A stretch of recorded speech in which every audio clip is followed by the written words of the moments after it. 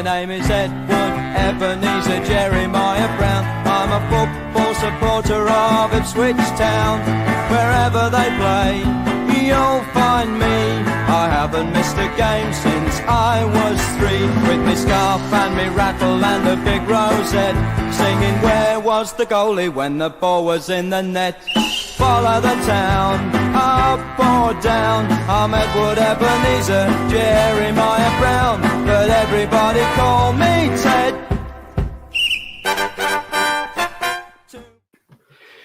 Hello and welcome to this week's edition of We Follow the Town, a weekly show looking at all things Ipswich. This week, however, we are very lucky to be joined by a special guest in Lee Norfolk. But before we get on to tonight's show, just a quick mention of our new sponsor. Hang on. I can cut that down and edit, so apologies for that.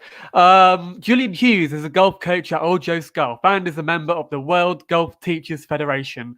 Whether you're just starting out on your golfing journey or you already know how to play, Julian can help you improve your game.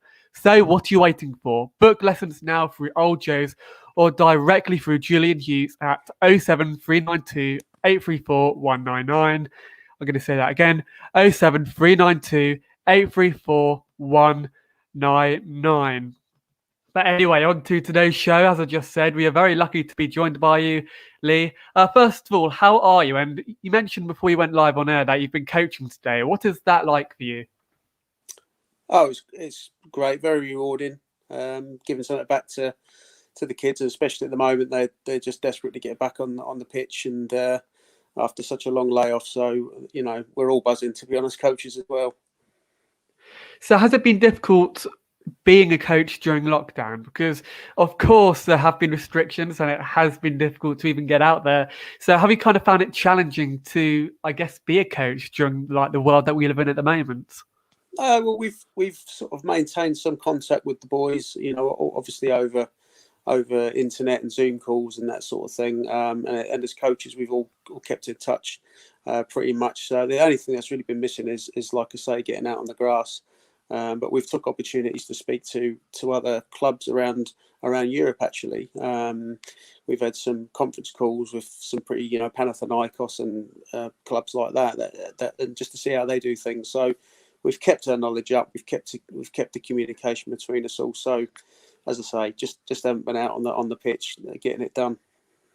So, if anything, have you kind of like learnt more in the current circumstances that we're in at the moment? So it kind of like allowed you to learn more about the trade that you work in and more about coaching?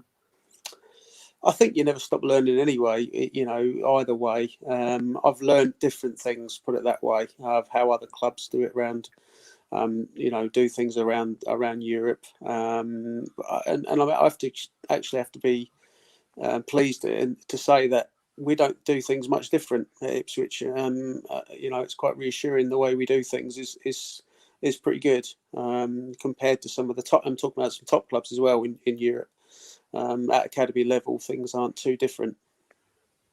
So, of course, we'll talk more about your career in coaching later on. And I invite everybody in chat to get involved, send in those questions, and we'll read them out on the air. But let's start at the very beginning of your career. Because I have written down here that you scored a goal during the New Zealand under-2017s against Fiji in 1991. But I guess a rather cliched question would be, how did you actually get into football? Did you kind of like play from a very young age? Or, did you just kind of like get into it, if that makes sense? Yeah, my dad was a pro at Scunthorpe, and obviously, so it was kind of a natural progression for me. When I was born, I think I was kicking a ball about 3 with him, and soon fell in love with the game, even though I was living in New Zealand. And he just got me into the best sides over there. So which led up to, like you say, playing for the under-17s national level and scoring that goal, which was a fantastic feeling. But yeah, so I was 15 then, and that's when I came over to a year later. I came over to England. So what was it like growing up in New Zealand playing football there? Because the culture in that country is very different to the culture down here. So it must have been very different growing up in New Zealand and playing football over there. Yeah, I mean, it's like you say, rightly say, it's very much a rugby nation, and football's a bit of a poor relation, really. But there is, there's a lot of people who play football still. It just hasn't got the recognition that you have here or in Europe. So yeah, it didn't stop me. I was football mad, and I played wherever I could at school, for different club sides. Played for a regional side, which would be the equivalent of Suffolk, for example. Like county sides, and then led up to the national development side, which was from the age of 10 up to 16. So yeah, it was. You're competing very much with rugby. Everyone wants to be an All Black, and if you're going to be anything in football, you either have to play in Australia or come to Europe. So how difficult was it moving to England at such a young age? Because of course you joined the Ipswich Town Academy, and here's a fun stat: you became the first player from New Zealand to ever play in the Premier League. So how difficult was it adjusting to life down here? And do you reckon that it made you a better player? Oh, definitely. Adapting wise, I mean, I'd lived in Blackpool when I was 12 for a few months, so I kind of knew a little bit about the English way of life. Even though my parents and all my family are English, I was still brought up in a slightly different culture. So coming over here, I had to adapt to a certain way of life. The weather was obviously very, very different as well, much colder.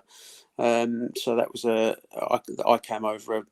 It was 3 feet of snow when I got off the train at Ipswich, thinking, what is all this? And I've got 6 weeks on trial in this.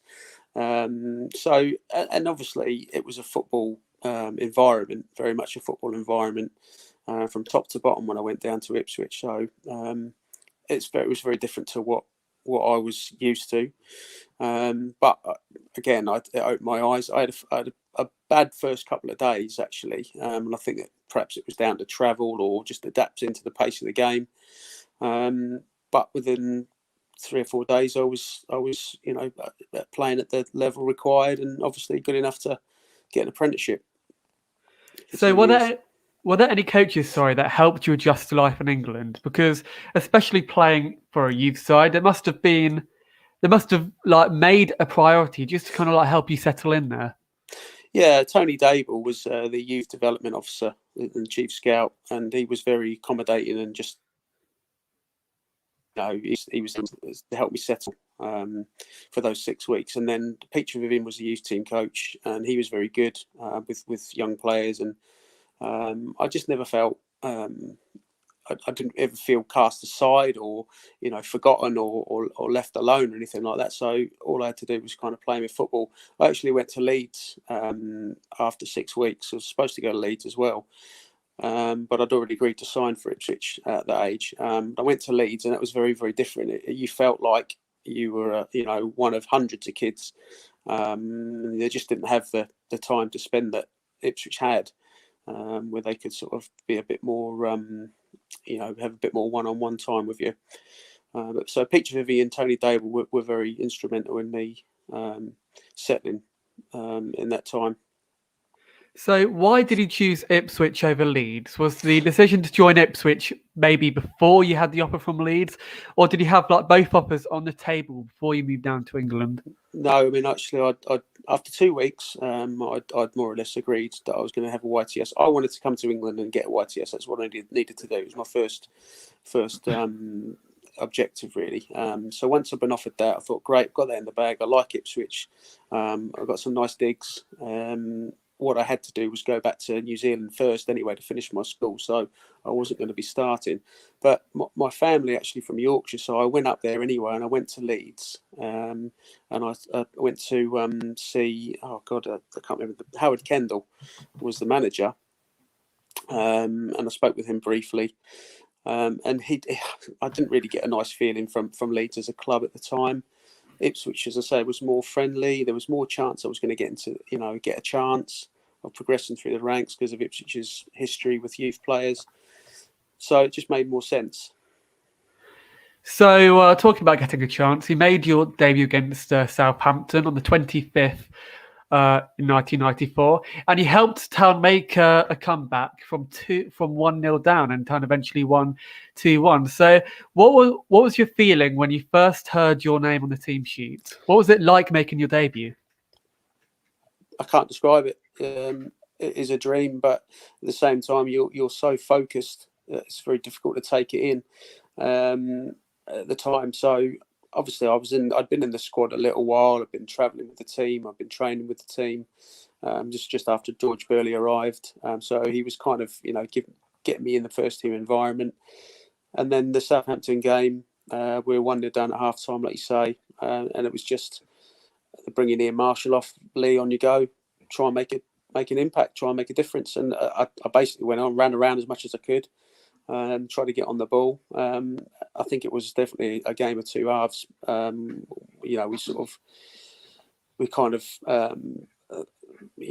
grabbed the ball by the horns a little bit, if you like, and Bruce Grobbelaar more or less miskicked his first one of the back passes to Ian Alex May for the first, and then Lee Chapman scored the winner, and I think Grobbelaar came out and missed his punch for that one. So to score that in front of two goals in front of the North Stand was fantastic, and after that I just wanted more. So I was doing some research before we came on air, and I have some old programs back there, some from 94, some from 95, around the time you were playing. And I read this interesting thing from a program. It said you was wanted by the under 2019s, talking about the New Zealand international team, to play for the Youth World Cup qualifying games in Fiji. But you decided to remain at Ipswich instead in a bid to tie down a regular first team spot.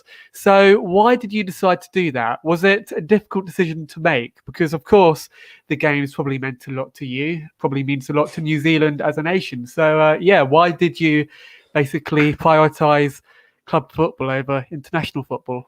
It's a good question. It was really that. I just got into the squad.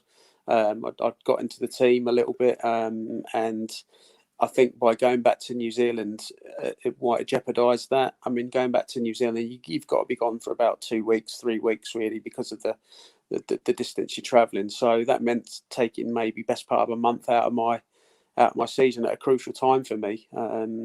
So it was a tough decision, but I had to think about my bread and butter, and I wanted to get on at Ipswich. I spoke to the manager, and the manager kind of left it with me.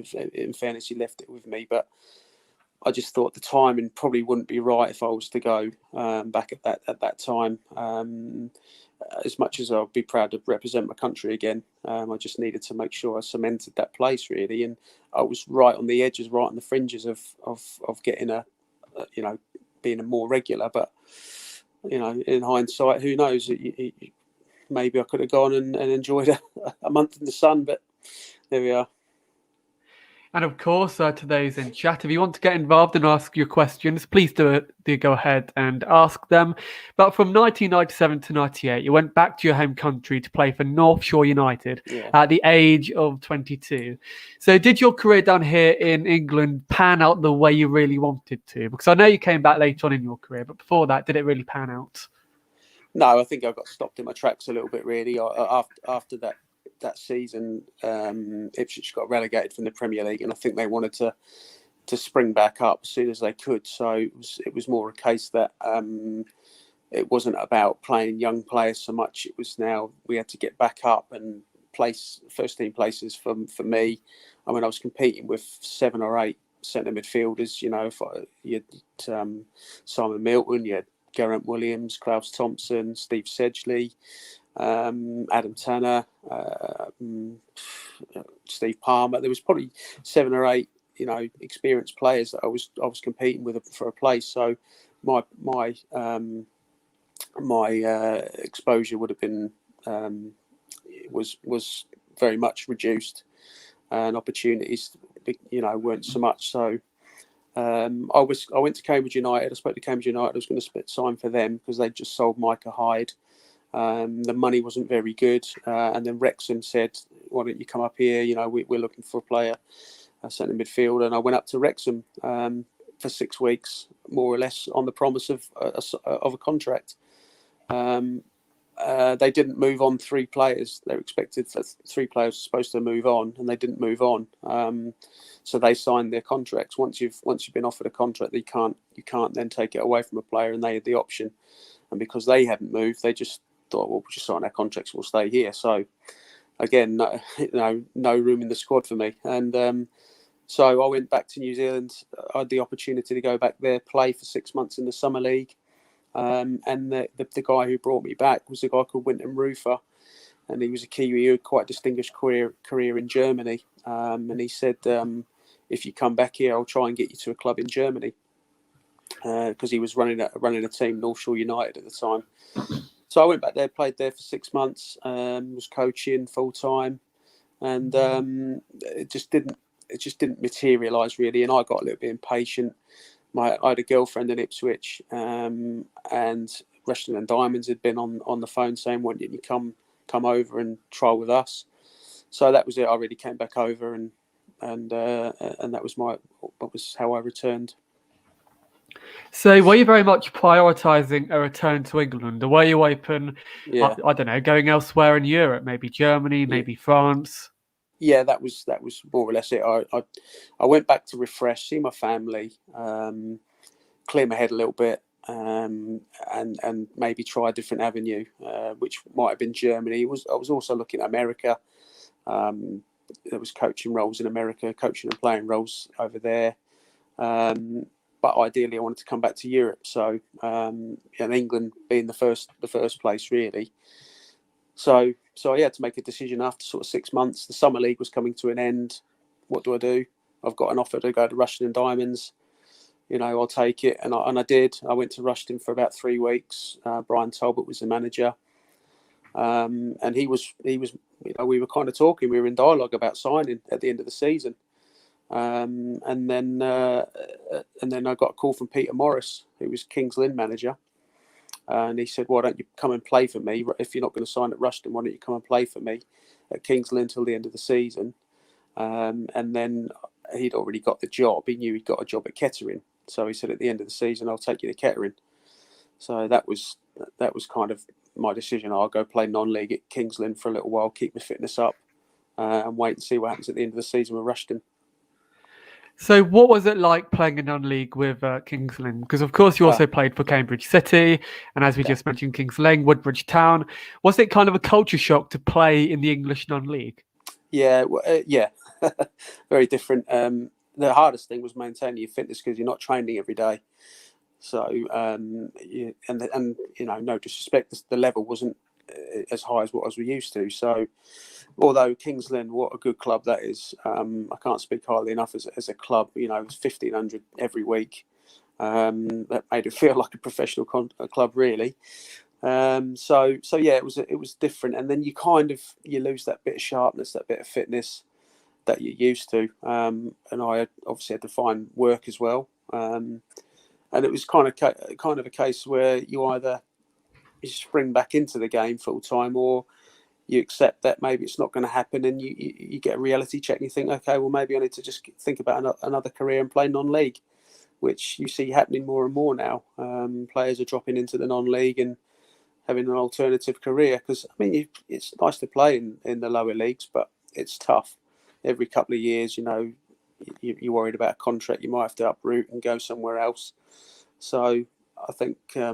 you have to make a decision really at 22, 23. If you're not in the first team somewhere regularly, you've got to sort of think, okay, there might be something else I have to think of. So what drove you to keep on the path of playing football? Because playing in non-league must have been tough, especially if you had a job to balance as well. So yeah, what drove you to carry on? Well, the love of the game, first of all. You just want to play football. You're fit, you're young. There's nothing better than playing football, really, and trying to win things. So yeah, that was, and who knows, it was a case of possibly you might get picked up again by a pro club, but yeah, so it was mainly the love of the game, of course. So soon after that, you found your home, if we can say that, because you moved to AFC Sudbury, made 268 appearances there, scoring 55. And you also made it to 3 FA Vars finals with Sudbury. And in the FA Vars final in 2003, you lost Upton Park to Brigtown, but Sudbury brought over 6,000 supporters. First of all, a rather cliched question again. What was the atmosphere like at Upton Park? And yeah, what was it like playing in a cup final? Oh, fantastic! Other than the result, thanks for reminding me. They were, the gutting thing is that for all three of those finals, none of them were at Wembley because it was being redeveloped. So I could have played at Wembley for three years in a row, but yeah, I mean, Sudbury made plenty of noise down at Upton Park. We sort of the trouble with that game is we got hit with a goal quite early and knocked the stuffing out of us a little bit, really, and we got back into the game, and then the goalkeeping error for the second one, and then we should have had a penalty in the last few minutes. It was quite a blatant decision not given, but that's the way it goes. I mean, who knows? We had VAR back then. we might have been 2-2 with a few minutes to go, but yeah, that was a good experience. Obviously, playing in a cup final at that level, any level really, but at that level was fantastic. So let's jump back a little because we just mentioned you joined AFC Sudbury. How did that move kind of materialise? Was it very much a move that you wanted to make?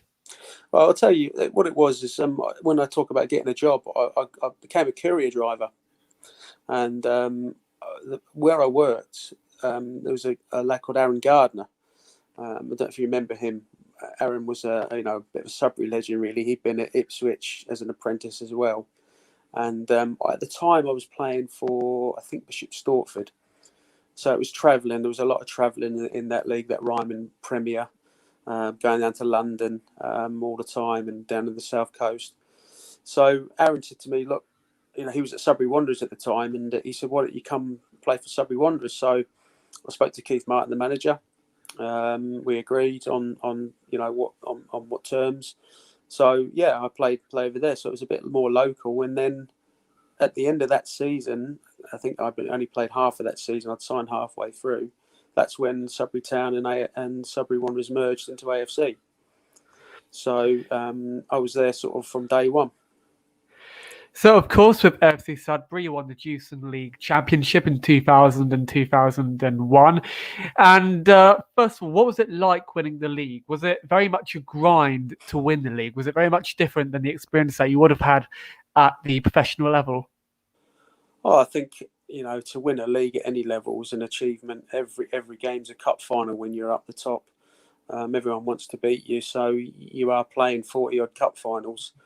But that side that we had, I mean, we won. I think I won 5 titles with that club over 6 or 7 seasons. That side that we had could have played, Conference South level. They were all good players. It was a tough league back then as well. That Regions or Jewson League as it was. It's been a bit more spread out these days with the amount of leagues that there are. So. It was real tough league, that Jewson League. But yeah, to win the league, I like I've heard 1 or 2 ex-pros saying, to win it the following year is the mark of a good side. If you can win a league and then keep winning it, that's the mark of a good side. And we had a habit of winning, which comes from within, really.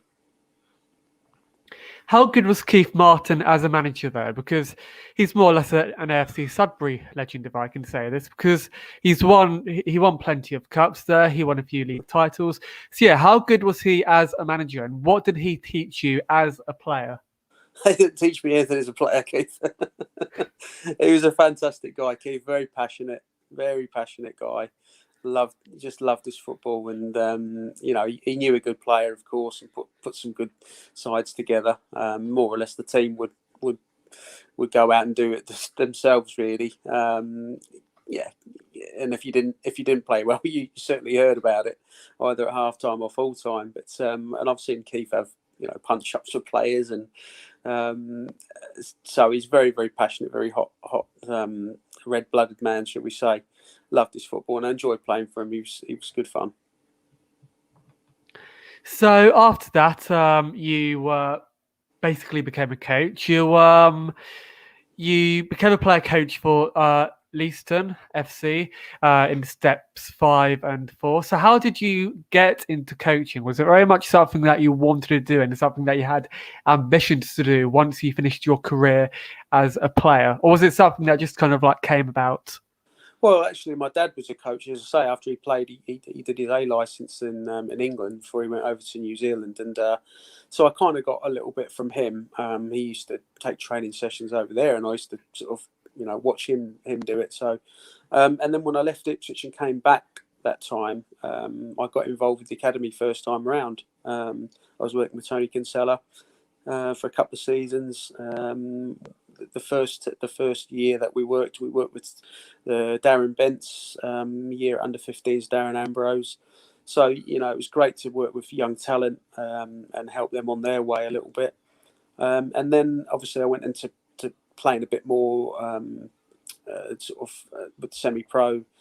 So that kind of died a little bit. Even though I was still doing a little bit of coaching here and there. But when I sort of came towards the end of my playing career, I was getting more involved in the coaching side of it as being assistant manager here and there. And then obviously I initially worked with Norwich for a season with their academy. But then Steve Foley got me back into the Ipswich Academy, which is where I prefer to be honest. So when you were at Leiston, you also became a caretaker manager there. What was it like being a caretaker manager? Did you kind of like learn what it was like coaching more on a hands-on level, if that makes sense? I was more used to obviously being a coach. The manager has all the tough decisions to make, so you can go off and train the lads and have a laugh with the boys, while the manager makes the tough decisions. So when I was doing that, I realised it's very, very different. The relationship with the players is very different, and you kind of have to step away from that, which it can be tough because all of a sudden, you're looking players in the eye and saying you're not playing this week or you're not doing it, and you have to harden up a little bit. So I do admire managers in the way they have to conduct themselves. I'm much more enjoy the coaching side of it, but I'm not averse to being a manager. But so yeah, it's. I mean, that was. I think it was about 7 or 8 weeks I did it at Leiston, only because we were in a good position and I didn't want it to go to waste. I could have left, with the previous manager, but I wanted to stay and I wanted to make sure we finished as high as we could that season. So that was good. Again, working with Steve Foley, Steve was my assistant, if you like. There's not many people that can say that. So yeah, it was a good experience. So you also became assistant manager at AFC Sudbury, but yeah. A real question is, do you have ambitions to one day actually become a full-time manager? Because at the moment, you're a first-team coach at Leiston FC. You also coach at Ipswich. So would you one day like to maybe make the transition into full-time management? Full-time management? What, back into professional game? Yeah, or even at non-league football, maybe. Yeah, I wouldn't go into the full-time management. I mean, that's obviously, that's several levels above, of course. Yeah. I just think it's very precarious, the professional scene. So yeah, I mean, yeah, I would do it. I enjoyed assistant manager at Sudbury as well. I at Leiston at the moment, I have to step into that role every time Darren's not there. So I get the luxury of being first team coach and then assistant manager some weeks. So I'm able to sort of have a bit of both worlds. But going into I wouldn't ever turn it down if there was a chance to manage at a club and I felt everything was right in my circumstances and the club circumstances. Yeah, I'd entertain it. So let's talk more about your role at Ipswich, because as we have mentioned previously, you are a youth coach at Ipswich. How did you get that role, though, and what is it like coaching for a professional club like Ipswich? How I got the role was, as I say, I knew Steve, and he basically sort of said, right, we've got to get you into Ipswich, and I did my badges, did my courses that I needed to get done. and they knew me anyway. I'd done some coaching there before, so I got brought in, and I'm thankful for that. And I've been, I don't know, I think the second time round I've been probably there about 10 years. So it's great to work at an elite level where you're coaching kids, because you have to realise that, that some of these kids are going to go all the way, and you've got an influence on them. You have to make sure that for that time that you've got them, they're learning the right things, because you can damage them if you do things wrong. You can damage their development. So it's fantastic working at an elite level academy. So here's a rather weird question. What would you say is the difference between coaching senior players and coaching youngsters? Because the approach has to be incredibly difficult. You have to kind of almost be considerate of what you say as a youth coach compared to maybe as a coach for more senior pros. Yeah, that's another good question. Yeah, I mean, certainly your man management is different with senior players. You're talking at a senior level; it's more results based. So you have to get the results out of the players, and if they're not producing the goods, then it can be a simple case of you either put your arm around them to try and get the best out of him, or what makes them tick. If you drop them, you're going to make them angry. You're going to get a reaction. So you can be very honest with players at a senior level. With kids, you sometimes you just have to. You've got to get to know them as well. It's not so much results based; it's more about their development. So you have to make sure that your communication is helping them to learn more than anything. You don't want them switching off because they're losing confidence or something like that, or you've got at them a little bit. So yeah, you have to treat them slightly differently. That's for sure. So, did the fact that you moved down to England at such a young age, has that kind of like helped you relate to the youngsters who have maybe moved to Ipswich at a young age? Has that kind of helped you relate to them a bit more? Well, I think because I've been through it myself, that helps. Of course, you've been in their shoes. They don't realise it. Some of them don't realise that you've played. When you're talking about 10, 11, 12-year-olds, you're just a coach to them. They don't know what you've done, and you have to sort of say to them, look, I've been where you are, and especially like lads that come in on trial, for example, they have to sort of adapt to the environment. You have to make them feel comfortable and allow them to show you what they can do. But yeah, I think that's the most important thing is that that I can relate to them, is because I've been there. So finally, before we get into some of the questions sent in, what are your future ambitions? Do you maybe have ambitions to carry on in coaching, or do you have ambitions to maybe get into management one day? I mean, coaching. I mean, I just want to carry on with coaching as long as I can. I want to stay in the game as long as I can, really. As long as I'm fit and able enough, I'll be involved at some point, at some level, hopefully. I had some time out last season. Or the season before, I should say, and then come back with Leiston. And unfortunately, because of what's happened, it was a bit stop-start. So we're all just desperate to get a whole season under our belts. So yeah, coaching, I don't see that changing. I don't see me sort of looking at a manager's role for the foreseeable future. I'll just carry on with Leiston as long as I can, as long as they want me. So, how has it kind of been being at Leiston during the pandemic, if that makes sense? Because has it been hard kind of rearranging pre-season fixtures? Because I know a lot of clubs down here where I live are actually struggling with that side due to the fact that, nobody really knows what's going on. Where are you? I'm in Cornwall. I used to live in Suffolk, I'm just going to say that. So we're a few hours away. Yeah. Yeah. Well, what we've done was we've put together a bit of a program leading into the off season, if you like. So we actually started training. We start training next week. We're going to train once a week. We've got a couple of friendlies, just because the boys have had all this time off. They don't really need a break now. They're actually itching to get back into it. So we've got a bit of a light program going into the summer, so that they're going to be playing a couple of games and training and ticking over. Then they'll have the short break in. Probably through June, and then we've already sort of got the pre-season program, a lot of it set up already. So yes, arranging games has been tough because a lot of clubs are having their pitches redeveloped. So we were finding that we just didn't have a place to play. They want to play us, but there's nowhere to play the game. So that's been the toughest bit. But we've got a couple of friendlies coming up. So let's get into the questions sent in by the listeners. We have one here by Julian Hughes. Evening, Lee. What would you say was your happiest memory at Ipswich and the best player you've ever played with? Evening. My best moment would have to be probably my full debut. I mean, the game against Southampton, which we won, was wonderful as well. But making my full debut against Newcastle was probably my most unbelievable moment for me. The best player I've played with, I've played with some good players. John Walk would have to be right up there, and he was in his older years, but he still had it. I still learned a lot from him.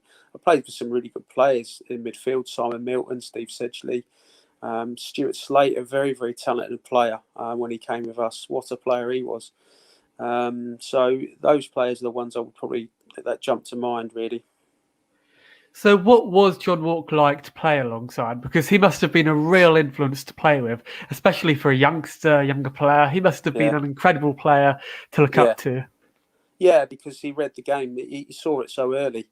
So he was playing more in a defensive role, and I was in midfield. So the ball went over my head, and I'd turn, and maybe their striker would be flicking on to the number 2 striker, and he had already dropped off because he could see what's going to happen. And was sweeping up, so it was almost like he had a bit of a cigar on, even at 39-40. So that's when I started to think about how much in advance you have to think in a game of football and how you have to anticipate things. But he was just doing it naturally at that stage. He'd been playing a high level of football for 20-25 years. Were there any players that took you under your wing or that kind of mentored you on the pitch?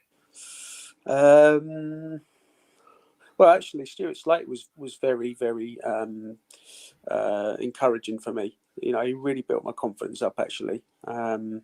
So yeah, I would have to say Stuart Slater probably more than anybody else. I would think. It's not like I wasn't being spoken to by any of the players. David Linnigan was very, very good with me as the club captain. He was very good. Neil Thompson, although they were these were all players that I looked up to and I had a good relationship with. So yeah. So Jack Tullett asks, and I understand if you can't answer this question, what are your thoughts on the current state of Ipswich Town? Well, I have to be careful how I answer it because I'm still employed there. But I think clearly it was, clearly it wasn't working under the previous management, but the change has been made. I think there's room for optimism now. I can say there's a really good atmosphere down there. Everyone's smiling and buzzing again. And yeah, I just, I hear he comes across as a very honest person, does the manager, and I hear his assessments after games, and he talks about belief, how he just think there's a lack of belief. So all it takes is 3 or 4 results and the belief is back there, and then all of a sudden they go on this run, and who knows, with 10 games left, there's a real chance. And I look at the results, it's there's not a lot in it. They're not leaking goals. They perhaps needed to score maybe 1 or 2 more, but I'm sure they'll get it right. It's just football's very precarious. On a couple of results, you can go on an unbeaten run and then be right up there, and the belief right back where it should be. And I guess we can transition into this question, maybe something that you can answer. How many players, Lee, do you think Cook will have to bring in to implement his style of play going forward? Well, I think if he's, I think he could, with the squad he's got, he might not bring any and just do it with what he's got. I think there's 15 players out of contract, isn't there? So the pressure's on the players. He's more or less saying to the players, right, show me what you can do and you'll get a chance. And then decide at the end of the season, I guess. But the squad's good enough. squad's good enough to. I mean, they've been top of the league. They've started the last 2 seasons like house on fire, haven't they? And it's just dropped off a little bit. So they've showed that they can be up there. And I think, it'd be nice to have the 20,000 back, wouldn't it? Week in, week out, because I think that makes a big difference. But yeah, I mean, I'm sure he's probably got his ideas on 1 or 2 players he wants to bring in. But maybe he hasn't. I don't know. So maybe this is a question that I should have asked earlier on in the show, sorry, but how closely do you work with the senior management at Ipswich Town? Do you kind of like tell them the players that you have coming through, who you maybe recommend in the future? I know you work with very young players, but yeah, do you work closely with the more senior coaches? Well, yeah, there's always dialogue between the academy managers and the first team. Obviously, you've got the under-23s that are part of the academy, so they're that link in between the first team and the academy, and I'm sure they'll dip into that whenever they need. These players are learning their trade up to between 18 and 23, ready to get their chance. So there's always that. And the manager comes and Paul Cookie comes and watches training. He comes and watches academy games. So he's certainly alive to what's going on as well.